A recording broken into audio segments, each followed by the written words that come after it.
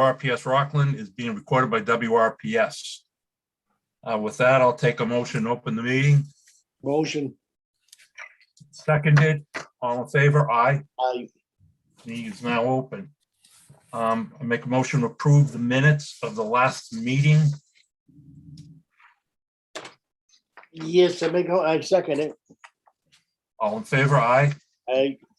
Robin, I do have one question, or maybe it should be to Dave. We have to get minutes from that executive session.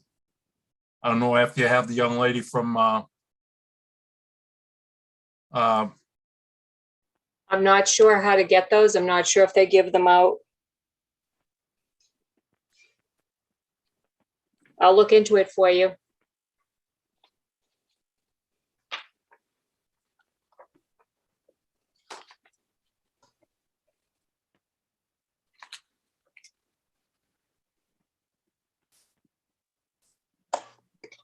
Did he log himself off by mistake?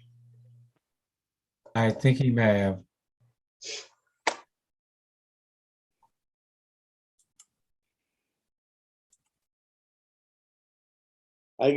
Dave, are they gonna pick up trash late tomorrow?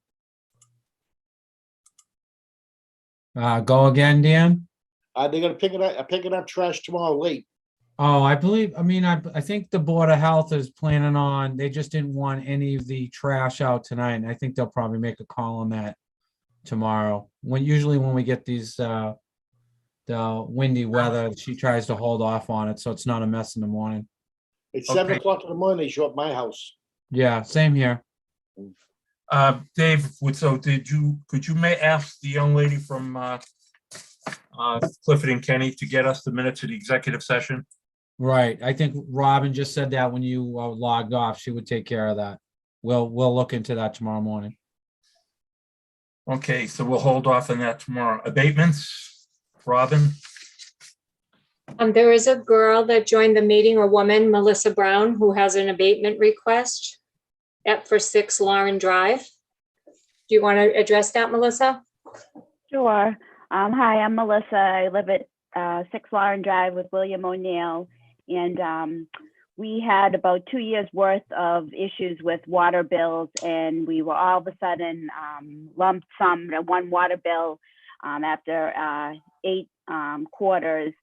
They spot that no one lived in the house. No one left us letters saying our meter was broken. We finally got a letter after 2 years. We got our meter fixed.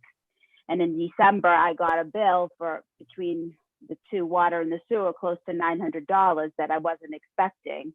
And I went to the water bill department and explained to them what happened. And they said that they dropped the ball on their end with the notifying me. It shouldn't have taken 2 years to notify me about my meter. And they abated my water bill. And I'm coming to you and asking if you could abate my sewer bill as my water bill was abated. Dave, you got any input on that, or? No, I know Robin looked at it. I mean, we've been trying to figure it out. I mean, obviously it's up to the commissioners vote on that. So Robin, do you want to go over anything on that, or? I can walk you through the account history if that would be helpful. Dan, did you see Robin's account history? I believe she forwarded that to all the commissioners, everything. All right, I really have no problem, and I'd go along with the recommendation that we abate the dollar value of the payments that she's made against the 0 readings. So the recommendation was for $175. And the history is that the meter, so there's an inside meter that takes the reading that feeds the outside meter, and that's what the drivers get the reading from the outside meter. There was a disconnect between the two. The house appeared empty, so they started they just started putting it through for a 0 consumption, and we were billing the minimum payment. So the resident, Melissa, was making payments. So she made 5 payments of $35 against no consumption.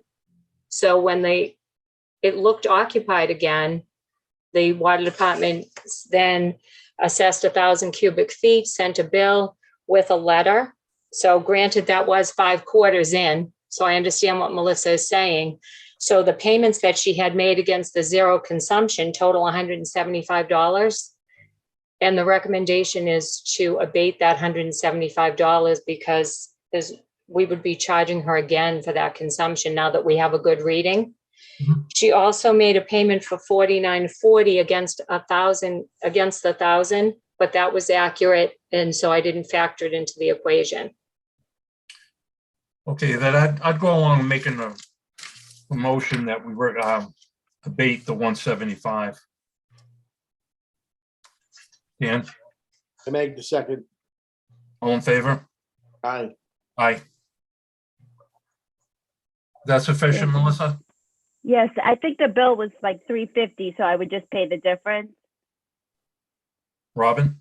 Yes, Robin, so I'll put the abatement on to your account tomorrow, and then I'll give Okay. you a call and I can email you the remaining balance, so you'll have a current That's copy. fine. Okay, Okay? I really Thank- appreciate it. Thank you for your patience, Melissa. I appreciate it. Thank Good you. luck, Melissa. Thank you. It's okay if I log off? Sure. Okay, Sure. Okay. Thank you so much, everyone. Have a good night. you as well. Bye-bye. No new connection requests for this hearing. Dave, do you want to say anything to that, or you want to wait on that? What's that, Chuck? On No which? new connections. There's none up for this meeting, so we can. No, going. not where it's not on the agenda. I know we talked about it, but I mean, I would probably, once we get that list compiled, we could go over that as well as the moratorium. Okay. Continuation of new business. Superintendent position update as of now. We've received 3 applicants. I was going to have Stacy Callahan forward them to the commissioners. I think what I'm going to do now is talk to Stacy tomorrow morning in light of what Dave just told us about Doug. So that's where it stands. We've had 3 applicants. I see 1 with bona fide experience that I'm going to be sending a letter to him anyway, or have Stacy sending a letter. Would like to talk to him, and we'll take it from there. But Dan, I will get the copy of the application. Have Stacy send you a copy of the applications. CWMP MP update. I'm having a tough time tonight. I guess we're having a technical meeting next Thursday, Dave, down at the plant. That's correct. And in attendance will be Dave, Rick, Ed, myself, and representatives from Wright Pierce. This is the comprehensive wastewater treatment plan for the secondary, that follows up with the facility update. Will help us with the financing and the helping us in the design phase for an update.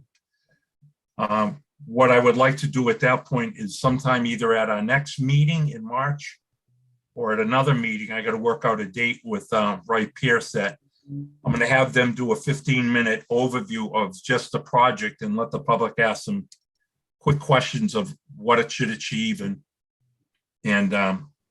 what the goals are of that. Dave, you want to say anything more on that? No, I think that's accurate, Chuck. I mean, I think we have the technical meeting set for next week. And then once Wright Pierce gets all the information and gets the specs, the timeline, the scope down, and I think it'd be great to bring in let everybody know what the situation is moving forward.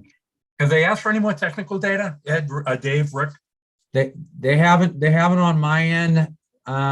Rick, do you have anything on your end? Or? No, I haven't heard a No. word, Chuck. Dave, did you get, do you have a copy of all the technical data that I had sent them? Do you have it, so you know? Yes. You do Yeah, have a copy of it? Yeah, Okay. you forward, everything's been forwarded. So I think Oh, we're but gonna you- find more. Yeah, You yourself have a copy? I believe so. Yeah, I think I have everything in there. I can check on that tomorrow, and then they'll go over any of the information that they'll need from us next week. All right. So, Hey, Rick, have you been sending them the MORs? I don't believe Ed has been sent them. We can do that though, if you'd like. Yeah, I'd kind of keep them in the loop with that, Okay. just so they know what we're looking at. All right, we can do that. Okay, NIPD's permit update. I'm gonna show a quick blip on that. Dave and I attended the Board of Selectmen's meeting Tuesday night. And I just gave him a quick overview, but what I want to do, can you guys see that? Am I sharing the screen? No. How do I do that? Share screen. Yeah. Yeah. Okay, this is what I was speaking about or speaking to when I updated the Board of Selectmen. This is just a cover sheet of our NIPD's permit, just so that everyone again knows what NIPD's is. It's a National Pollution Discharge Elimination System, basically compliance with the Clean Water Act. The main key of that permit for Rockland is the flow reporting, and the part in dark is just the standard verbiage. We have to report in million gallons per day. And one of the key things in our permit this year, which was different from last year, is that if the average annual flow in the previous calendar year exceeds 80% of the permit's 2.5 million gallons a day design flow, which is 2 million gallons a day, or it had been capacity-related overflows, we have to report it. Now, in 2021, our average annual flow was 2.93. So that's 930,000 gallons over the new permitting limit. So that had to be reported, in my opinion. Rick, you were going to make a phone call regarding that? Yes, so Chuck, I reached out to Dave Burns, Mass DEP, and he said that this has always kind of been buried, even in the previous one, although I couldn't find it either.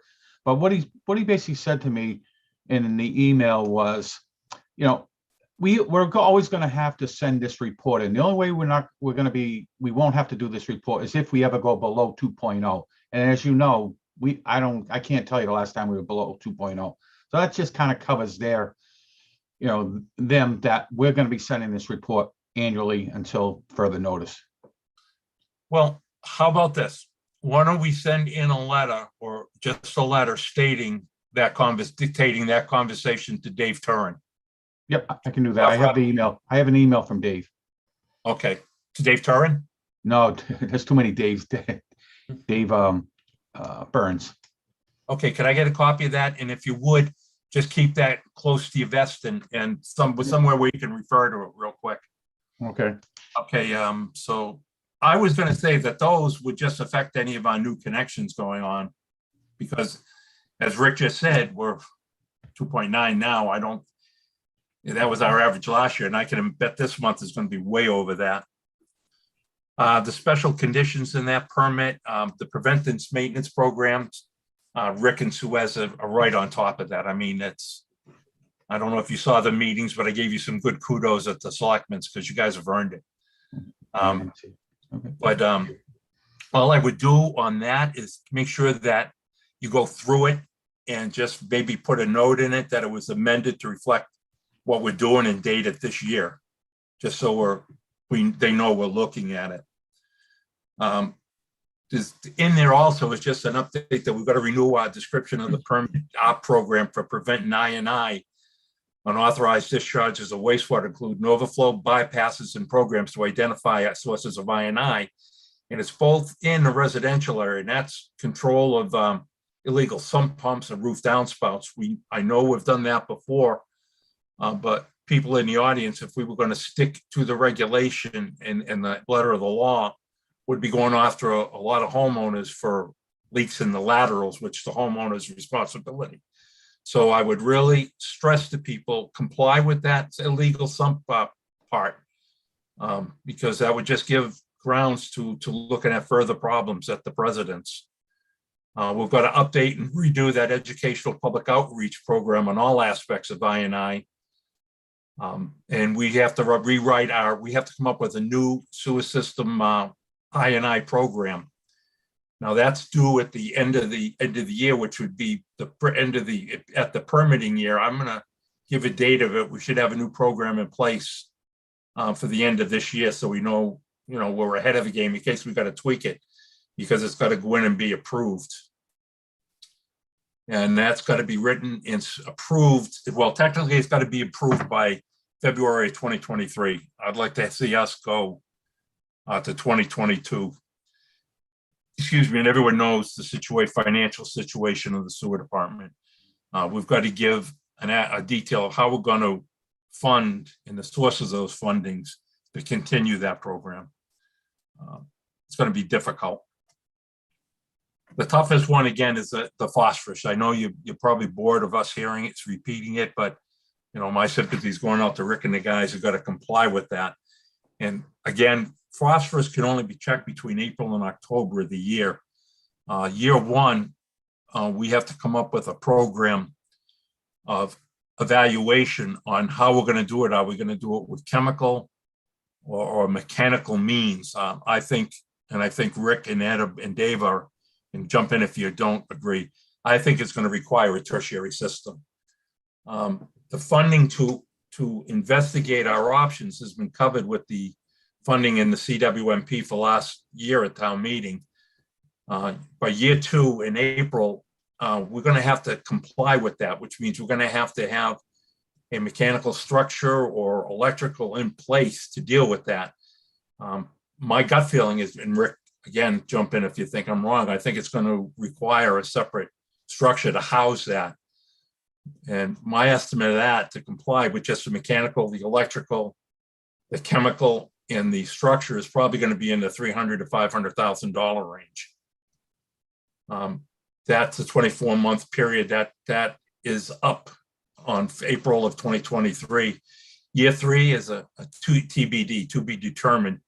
It means we have to tweak that process and optimize it that we can comply with that point one. Now, the next one I'm going to put up is just, again, going to costs. When you treat phosphorus, you generate sludge. And Rick is under a tough gun with that one. Sludge costs, I believe, went up 17% last year. Again, I mentioned it at last month's meeting that I've been doing some industry reading, and industry analysts are predicting between disposal and chemicals, it's going to go up 35% combined this year. Rick, we only have one vendor that takes that. That is true. Right now, we're taking it to Synagro. We're so limited right now. Unfortunately, in the state, there's just no place to take it, Chuck. Yep, and people, so you understand that, and everyone knows regulations for, I don't want to say tree huggers, that's wrong. But the green program that's on everyone's minds are making these things tighter and tougher. So, you know, and Rick just addressed 2022. I'm going into milestones, what I see for our NIPD's permit. Rick addressed the 2022, so I guess we're covered for that on the 80%. In December of this year, I see the big thing, the I&I plant to deal with the leaks in the cracks and leakage in the drain spouts, in the main lines, the pipes. And then we have to do with the residential. We have to really push that residential, that they have a big input on that too. And if we have to direct to the laterals to curb it, I really want to do that as a last resort, because again, that's a big hit to a homeowner and it's tough. And again, we have to have a solid plan in place for phosphorus treatment, and that's up and, you know, that's got to get up and running. April 23, that's next year, is the implementation and construction of that. Funding is going to be tough for that. So that's all I have to say on that one.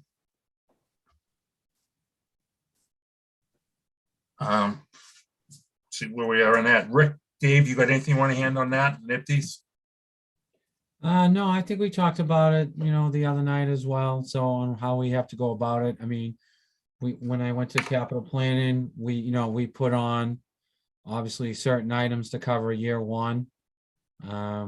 Year two, I told them to expect probably 500,000. Year two, year three, the same thing. At least cover that, 500. So hopefully, once we get the rate study done, and also between that and maybe some developmental fees, I think we'll be all right as far as funding.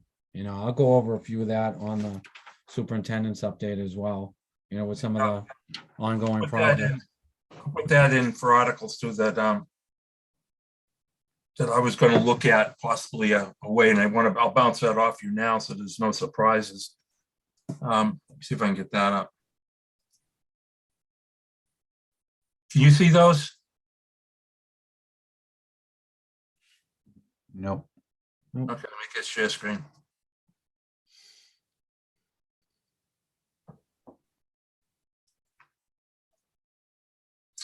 All right, these are the three articles I was thinking of talking to the capital planning board, Dave. I'm putting these up so we all can look at them. Dan, jump in. I was looking at that 500,000 for the phosphorus discharge compliance, because we need that by April. I know articles are dependent on sewer revenue, and if we don't have that, but the money we do have, we really should be addressing the I&I, but we're going to have to make a decision, because unless we get a waiver from the EPA, that's got to be in place by April of 2023. And this was something I was going to go to capital planning with, even if it's not granted, to make them aware that this is what we're looking at and what's out there. Another article was, it's a definite reach, but I'm going to be begging to see if there's any way they can help us recover developmental fees that were lost due to Lydia Square. That was 330,000. And as everyone knows and heard us talk about, that we have got to continue, even though we don't charge for that, we've got to pay for it. It comes out of the sewer pocket. So I don't know how that was granted. Again, my biggest concern was how that ever got onto the deed to continue into that project. But it is a loss to the department, and it is flow that has to be treated. We do have that 11-to-1 ratio. That's not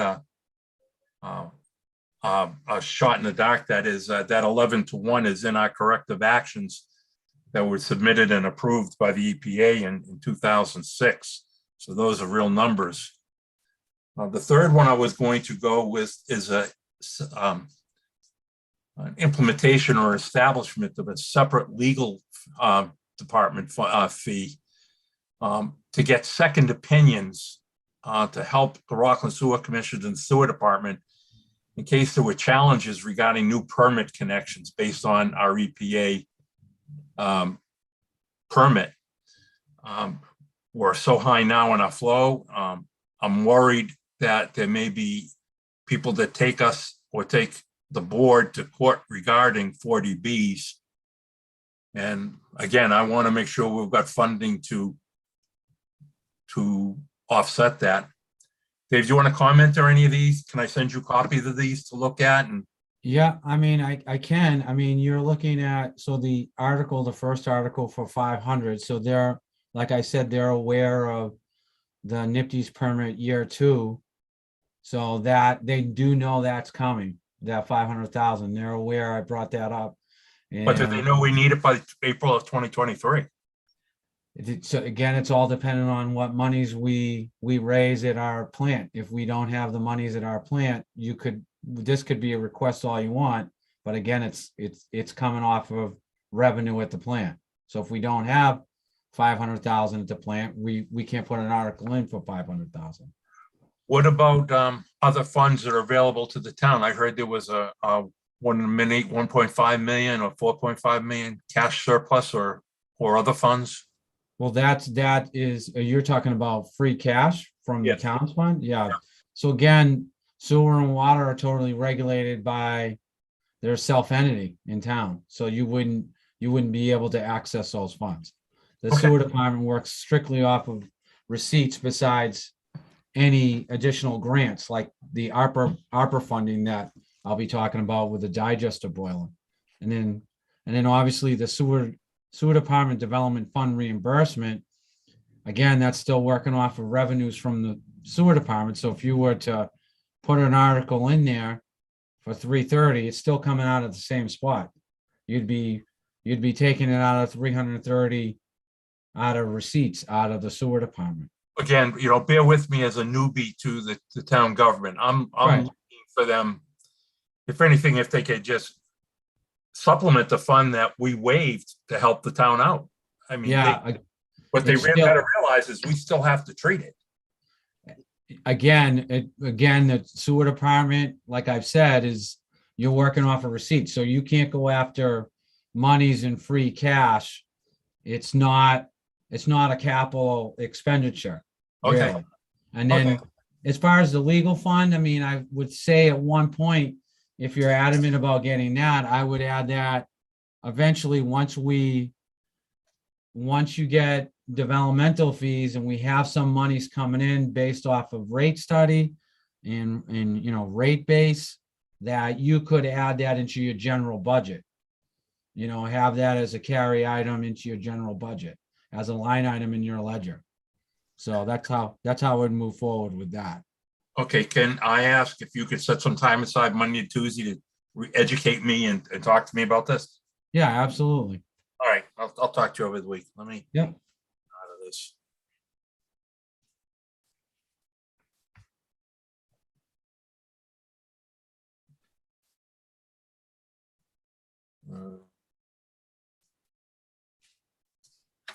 I did it without losing it. Okay, next is the draft letter town report. Have you done that yet, Dave? Or are you still working on it? We submit that at the end of the year, Chuck, in December. So I pretty much. Oh, I did the- thought that went in. I wouldn't have thought that went in at the May one. Okay, no.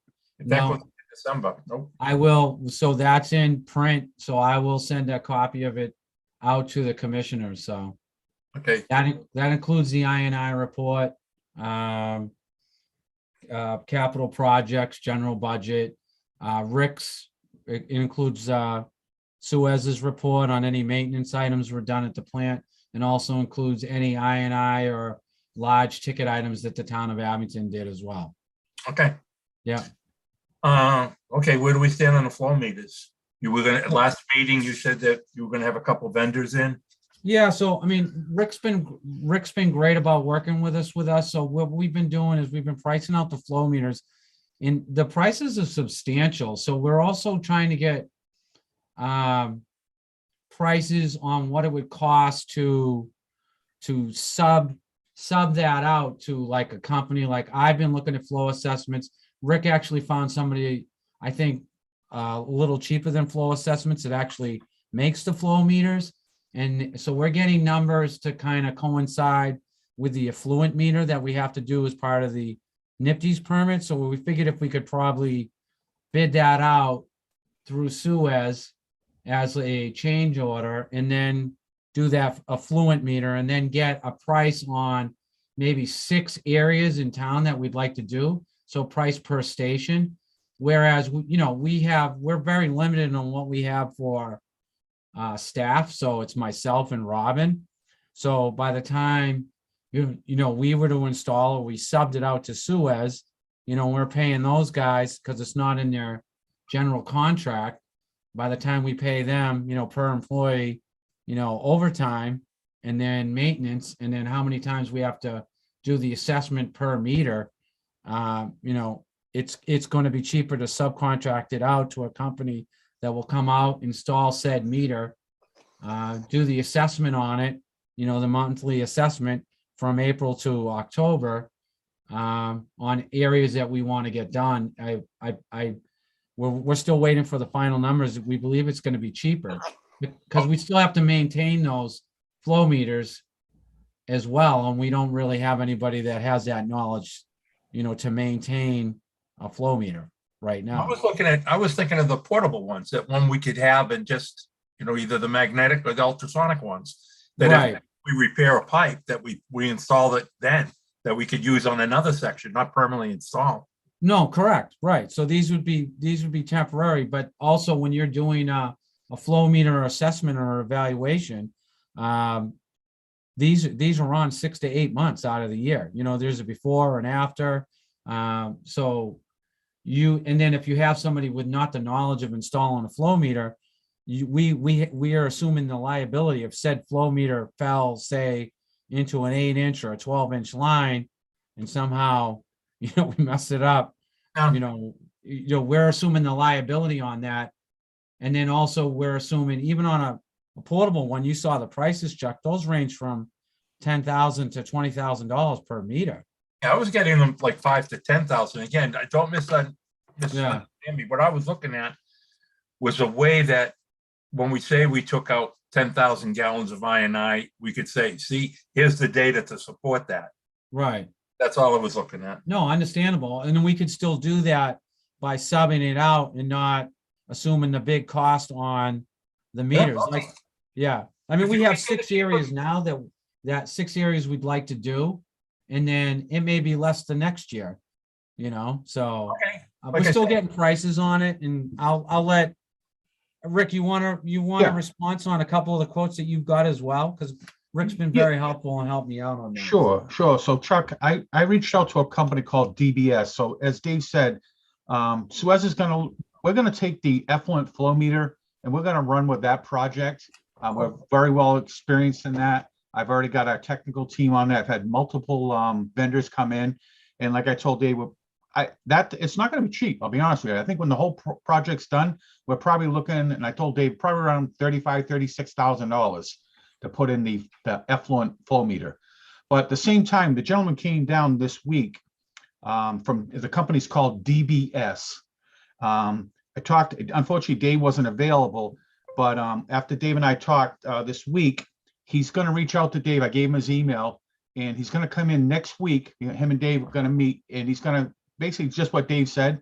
I told him in the email that Dave has like 6 areas he'd like to like them to do it, and we'd also like a quote of their actual flow meters. So they do everything, lock, stock, and barrel. And I think it'll be a very good asset for Dave to meet with them next week. And like I said, Dave asked me to set up the meeting. And I don't know what day. I know Dave, he should be reaching out to you, if not tomorrow, early next week. Right.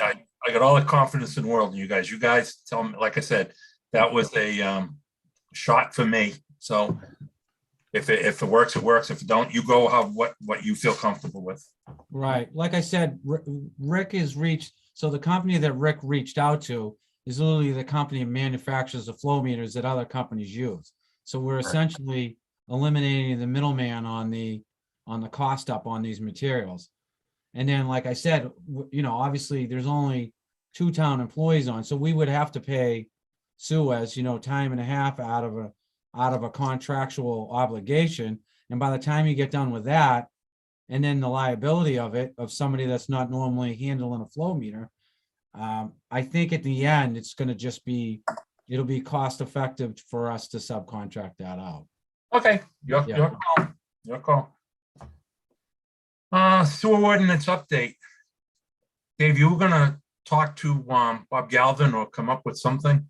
Yeah, so I know we talked about it at our meeting the other day. So we've run it. I mean, when I came in the first time on round 1, we had a couple issues of residents where some of the old sewer services were tied into actually other houses or were failing.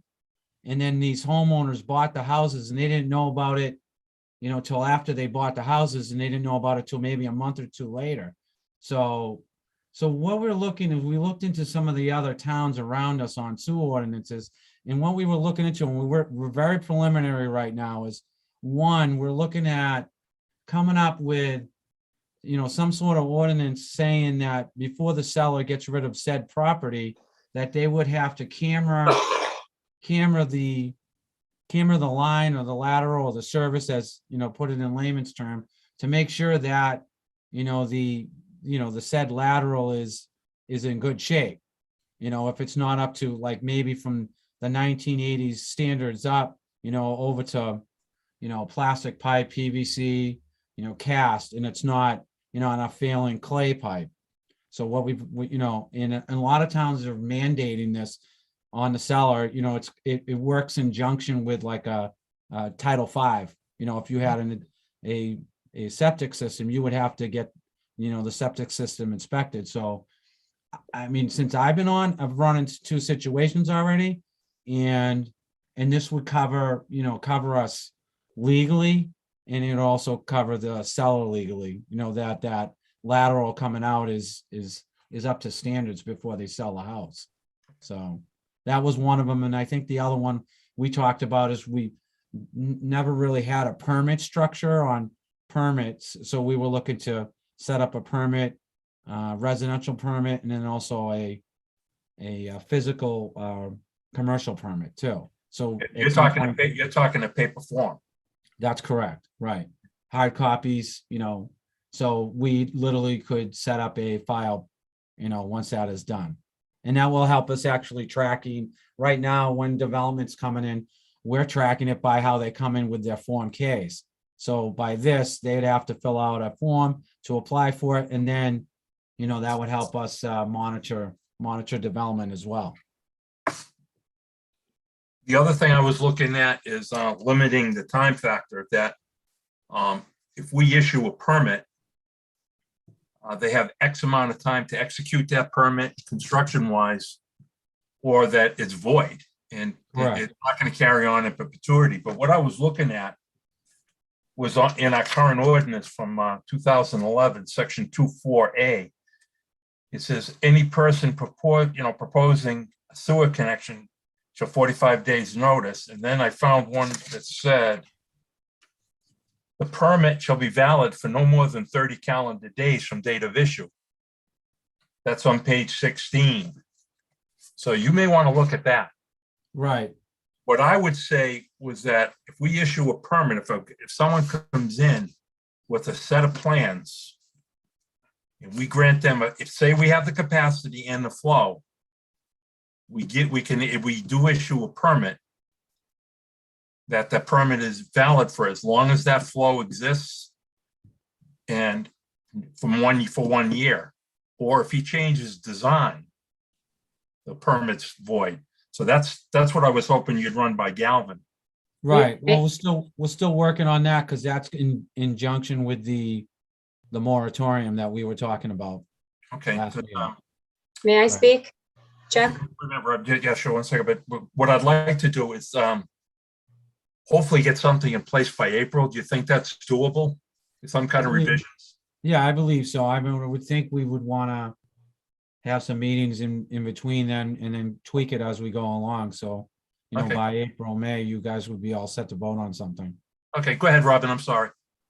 So you were saying once a project is approved, you wanted to put a time limit on that, Well, but you mentioned the permit. So what happens sometimes is you approve a project and they don't actually pull a permit. So just want to be clear that you're tying that time frame to the approval. Because sometimes they wait on pulling the permit until they're ready to do the actual work. And it could be 8 months down the road or a year down the road since the project was approved. So I just would advise you to be clear on that language and That's- tie it to the approval process and not the permit. that's a real good point, Robin. Thank you, Dave. That's definitely a good point. Right, so what they do is, like I said, the original way we track it is when the development comes in, they go through the Form K process. Whether it be from ZBA or planning board. And then once that comes in, they're kind of put on that list, they've approached us. But also, it's a little different over in sewer than sewer and water at any department, because obviously they have to come in and see the commissioners of the board.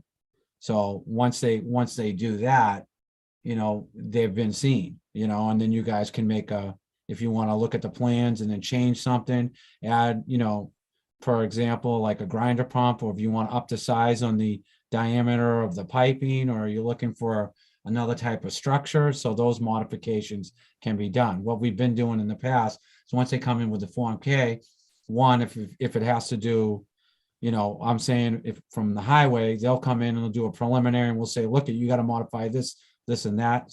Same thing at sewer. And then the board looks for recommendations like you guys have had in the past, and then have that developer or contractor come in for modifications at that point. So I think what we're going to have to do, with legal at some point, is pinpoint when the start of that development comes in. And then from that point, when does it end? Like when's their time going to be up? And when do they go to the back of the line? Okay, no, And I think that's what we're going to have to tweak. So, all okay, that's all you, Dave. You tell us what you want to do. right. I just don't want to see one open for like 2 years with nothing. Then we find ourselves in a bind where we are now with it. exactly. permits that have been approved and we haven't even seen their flow yet and we're way over. Right, and we've had that discussion, and that's something we want to eliminate. Okay. Yeah. Moratorium modification discussion. You know, Dan, I guess this is really you, me, and Dave now. We've got to do something to get some revenue in here. And with this moratorium, the way it is now, we're kind of tight, and I don't know if I have it. Well, I think I put it up last time, that I'm looking at basically 36,000 gallons of approval, which means what, 380,000 gallons we got to remove per the corrective action with the EPA. We're not going to get the 380,000, which means right now we have no income coming in. What I'd like to do is find a way that we can release X amount to satisfy those permittees that have been approved and that are pending breaking ground, so they're not tied up with that moratorium. So for example, if we opened up 5,000 gallons, we have to remove 56,000, 55. If we open up 5,000, we got to remove 55,000. So if we open up the 5,000 gallons, that moratorium will stick until we get rid of 55,000 gallons. But at least we get those permits that have been approved. We get that income in, because we haven't realized that yet. Have we, Dave? No, and keep in mind, like for our discussion too, Chuck, also where we're under moratorium, that 11-to-1 ratio is DPE, DEP, what they recommend does not mean the town of Rockland cannot ask for more. Well, I'd want that in writing, because that, just so you know, that was submitted as Rockland's corrective action in 2007, and that was approved by the EPA. Right. So I'd want a written waiver stating that from either the Mass DEP and EPA. Right. Well, so keep in mind, so when I've talked to other directors, and we're not the only ones thinking about it, where they recommend an 11-to-1 ratio. Like I said, per our discussion the other day, we could obviously go to a 15-to-1 where we're under moratorium. Say, for example, you had three developers come in at 2,000 gallons they needed, that you're essentially adding another, you'd be getting back I&I from almost another mystery developer, to be getting back another 12 gallons, for that. So That's going to require an amendment to the corrective actions we submitted to the EPA for the administrative order. If you want to have the discussions, all I'm going to look for something in writing from both of them that's acceptable.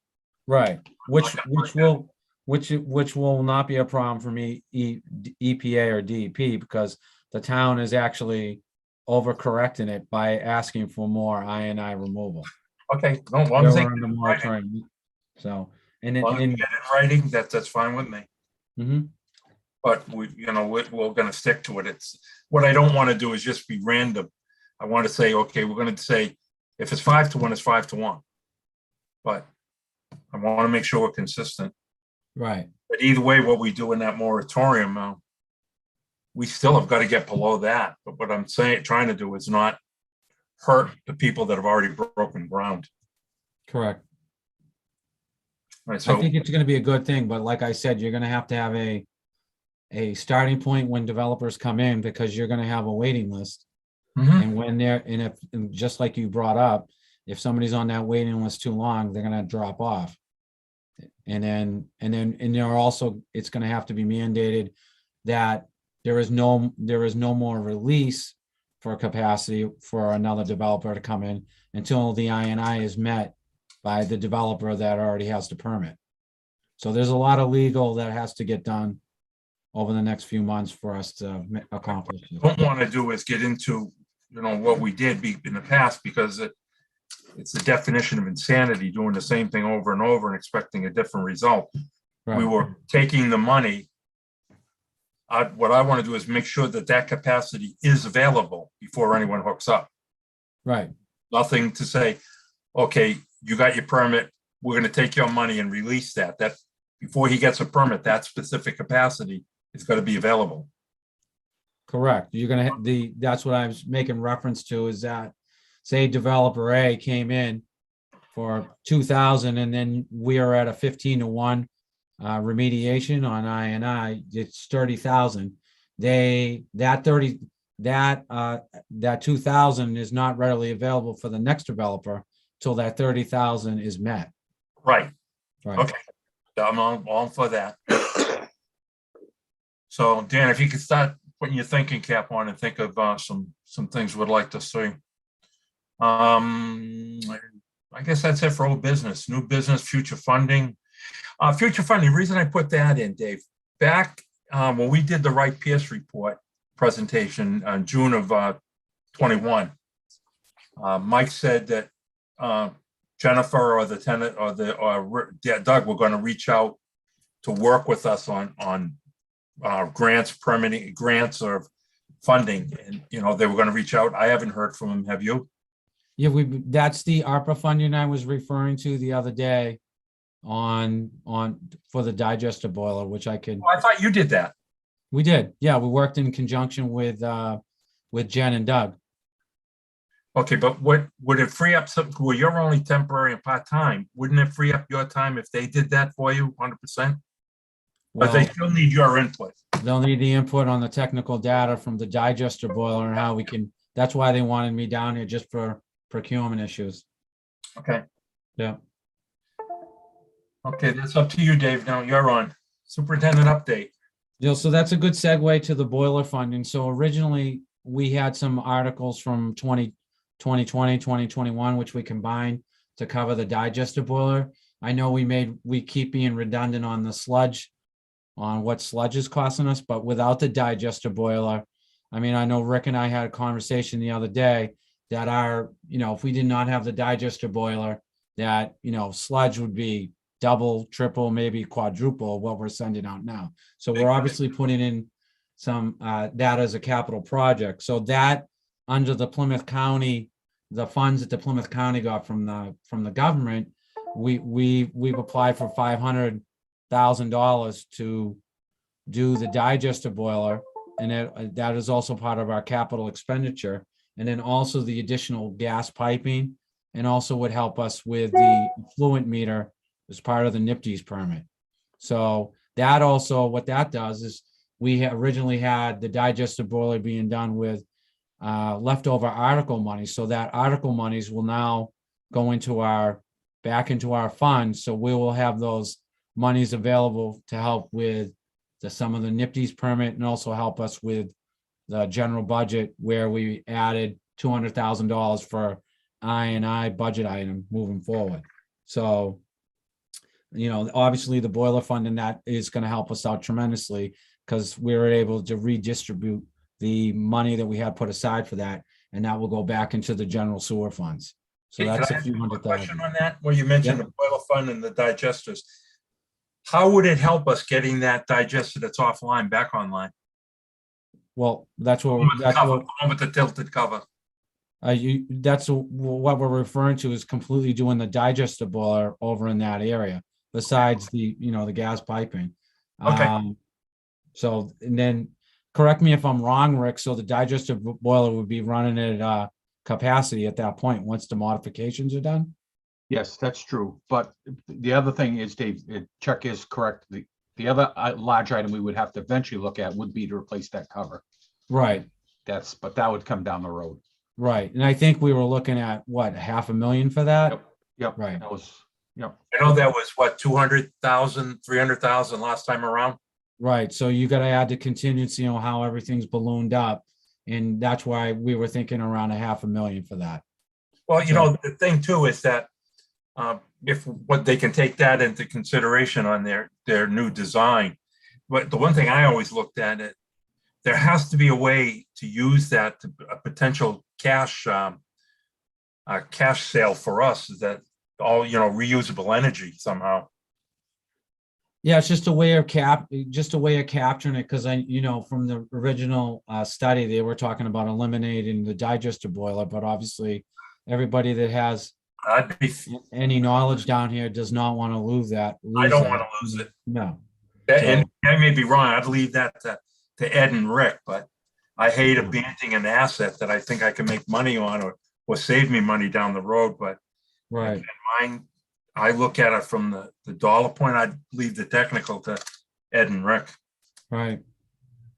So obviously that's, you know, the boiler funding. And then I know we've got another small grant going right now with the Greens Community Act. And that is, Rick, do you want to touch base? Because I know I kind of threw that at you this week and you dealt with the contractor for me on that, on the heat system downstairs.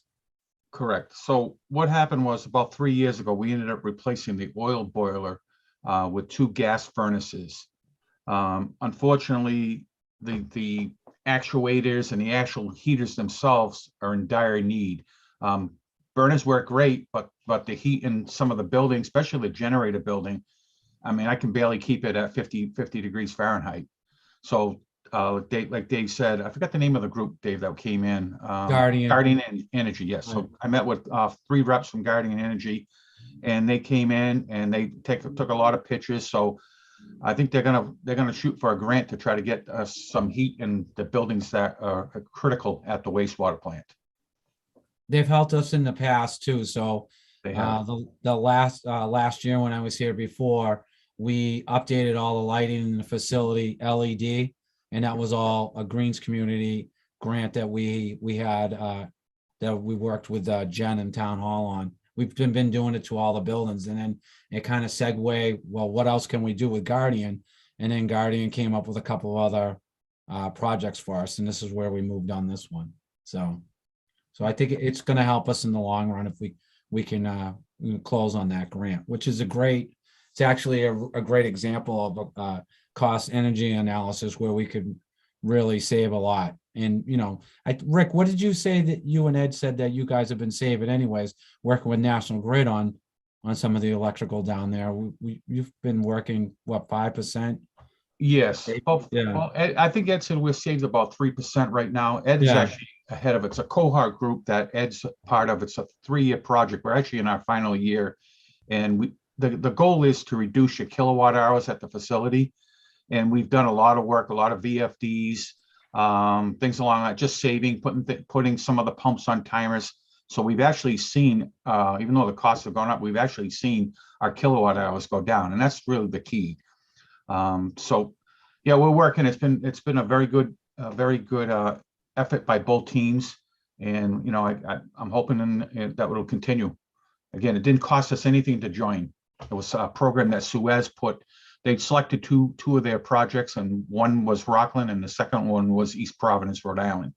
And like I said, we're definitely, it helps it. Obviously, I keep the electrical down, keeps the cost down for you, for the town of Rockland. Correct. And then, I mean, in some of the other projects, obviously, we've got the boiler project that we just touched base on. That's with Wilkinson Group.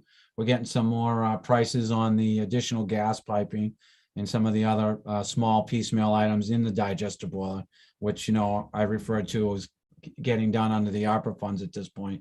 The other one is obviously the butternut station. I've been working with the abutters on that as well. So we're, you know, obviously with the last few storms that got pushed off till we get the melting and the frost gone. But instead of, you know, we're looking to put a shed over this unit, you know, will help, you know, with the maintenance of it. And it'll also, you know, the abutters are a little concerned and, you know, what we're doing there and what's gonna, you know, bring down the price of their property. So they're all very amicable about having a shed over the unit.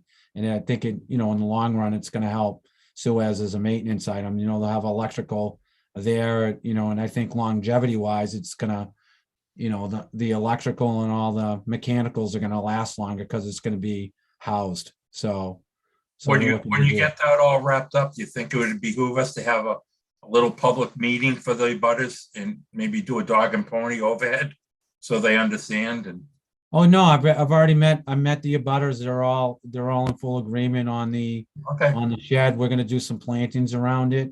We're gonna do a little driveway because right now they do I think you know, Suez, when they're doing maintenance to it. They have to use somebody's driveway. So we're actually gonna put a small gravel driveway in, so it's not to, cause any issues with the abutters. So in the end, and then, we'll evaluate and see what we can do and improvements from that, and then move over and see what we can do over at Spruce eventually and do the same thing. How is Bruce doing, Rick? I mean, we're still getting the alarms, but like I said, yes, we deal with it, communication alarms, Again, butternut was the problem. I mean, that's the one where we see so much flow. Spruce, don't get it so much flow, but we tend to get a lot of alarms over there. But I think once we finish the butternut, I know Dave and I have already talked, probably going, hopefully next year, having enough monies to do Spruce Street. So Right. I'm very, it's been a long time and really looking forward to it, getting them both done. Maybe, if that would behoove having the same contract. What's it, Weston Sampson? Yes, I would imagine, I mean, I don't know, I would assume that they would keep the same price. I mean, they were going to be identical. Yeah. But all right. And I think that's it for ongoing projects, unless What you want. about build out numbers, Dave? You got any new build out numbers for us? We haven't done any additional build out numbers. Again, per our conversation, until we figure out, the moratorium, what we have Okay. for a list, current pending. Obviously we have, a few projects pending right now, so, and then moving forward on how you want to do the, the wait list, and, so there's still a lot of, things we have to look at before we can move forward with a lot of things, but like we talked about, Yeah. we want to do it right. Well, I So, think once we do that and we narrow it down, I think we're going to have a conversation with the regulators too, to explain them what we're doing in our financial situation. right. Yeah, I think that's all I got. We touched base on the ARPA funds, the Greens community. Again, Jen Constable's been helping us with the grants on the green community. She's got a great contact at Guardian. And then I think that's it. Oh, the rate study too as well. So Oh, yeah.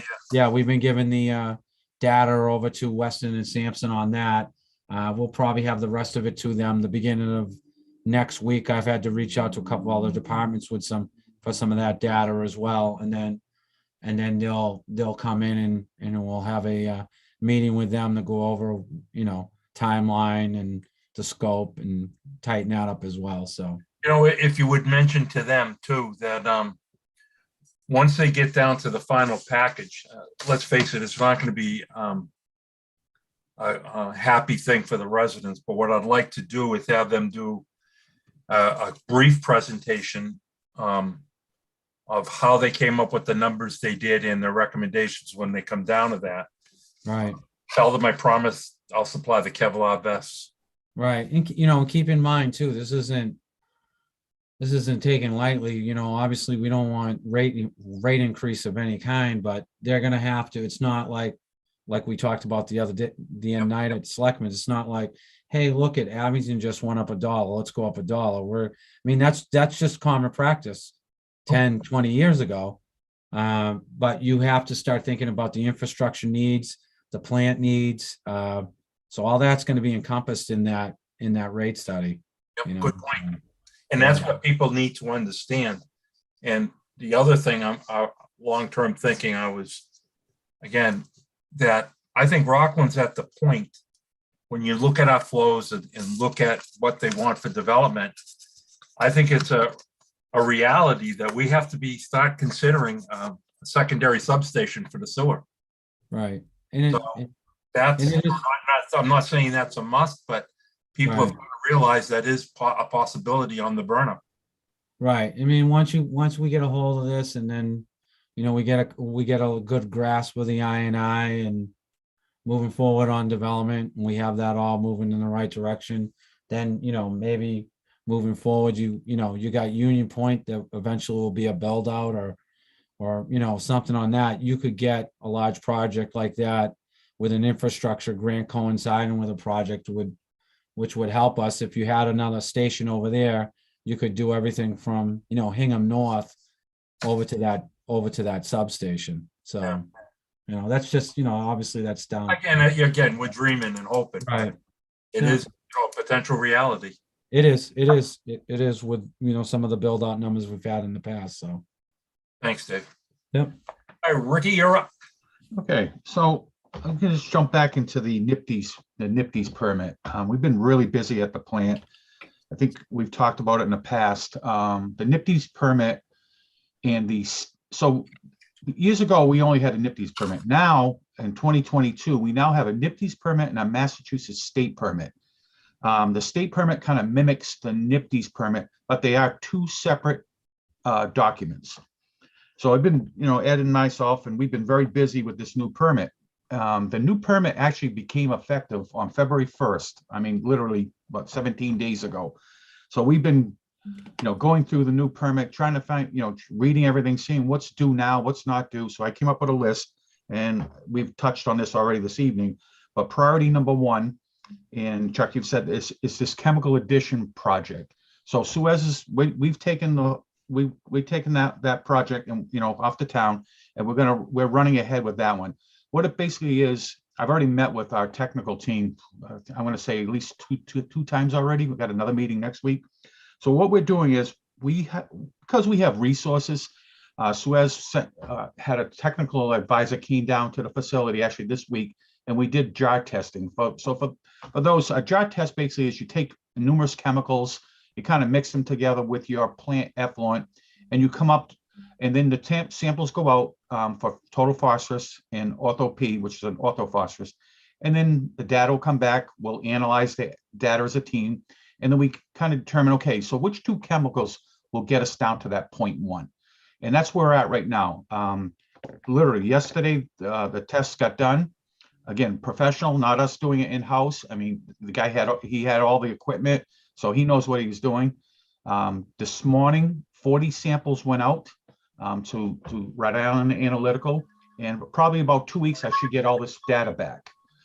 And then we'll have another meeting between myself, my area manager, Suez, technical engineers, and like I said, we'll make that determination for the town to say, okay, so now we're going to buy some chemicals in bulk, and then we're going to try. Let's just say 2 chemicals, maybe for April, May. Then we'll try 2 different ones, June and July. Another 2, maybe August, September. So by the end of October, myself, Suez, we'll write a nice report for the town, for the EPA and Mass DEP, and showing the backup data whether or not we can make that 0.1. And I know, Chuck, you've made that point. I got reservations. I don't know if we can do it consistently at 0.1, but and in due time, it will tell us whether or not we can.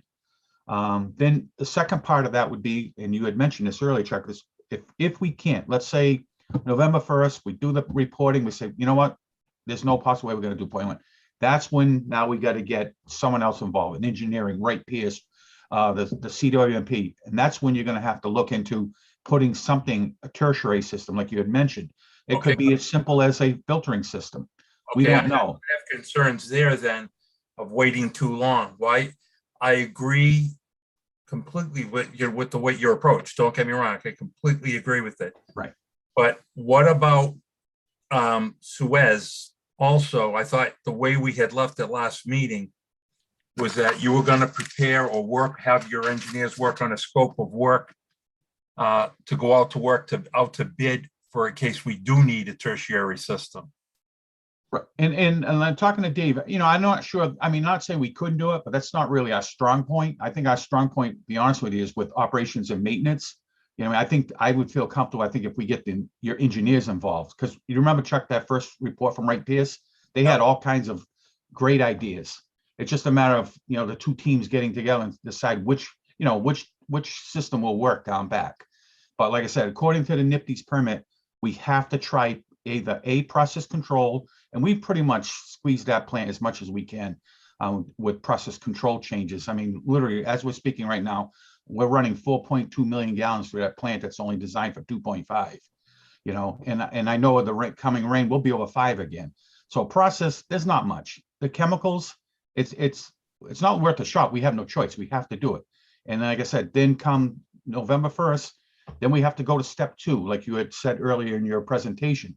And that's where something has to be engineered. And then I think you got, then you got to try it. You know what I mean? It's got to be built out. And then by year 3, you've got to be at 0.1. But yeah, but Rick, what I'm saying is that according, and you're the permit guru, Mhm. because like I said, it's going to be your neck. Right. Your responsibility. My interpretation of that permit is that if the chemicals don't work, or whatever process we chose has to be up and running April of next year.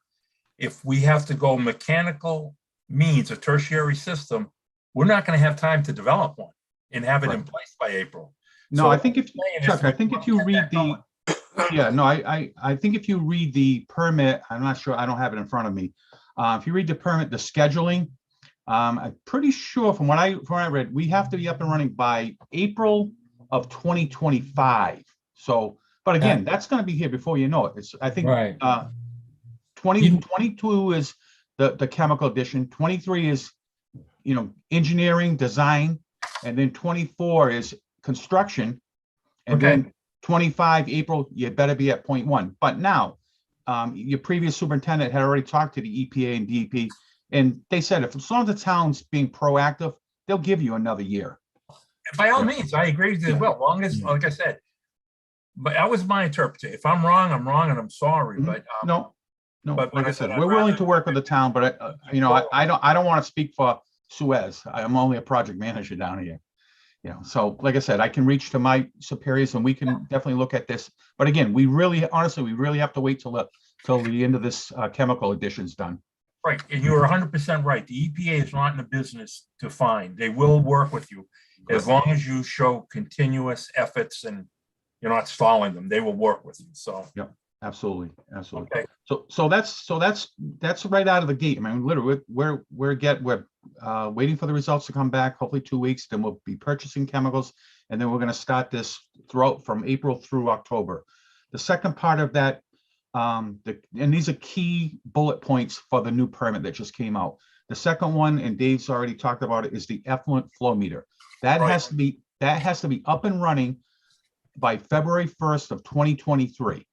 So the clock's ticking on that one too. But again, I'm working on that one. I've already got a very good company, DBS, and we'll have that done this summer. I'm confident that'll get done. so why don't you take that as a monthly item to just update us on the NIPDs then, rather than me ranting and raving. Sure. You tell us where we are. You tell us what we've got to do. Yep. And like I said, all I'm going to ask is supporting documentation to anything. And then the only third thing on the NIPD's permit was we have to buy some lab equipment. I talked to Dave about it this week. It's approximately about $10,000, a little under 10 actually. And that is, they changed one of our parameters from a fecal coliform to an E. coli form. So really what it means, kind of layman's terms, on one of the tests, we put the samples in a water bath. On the E. coli, you take the samples and you put them in a heater. So we don't have this heater. The heater's roughly around, with all the equipment's around $8,700. So and I've already talked to Dave. He's going to get me a PO on that, probably next month or so.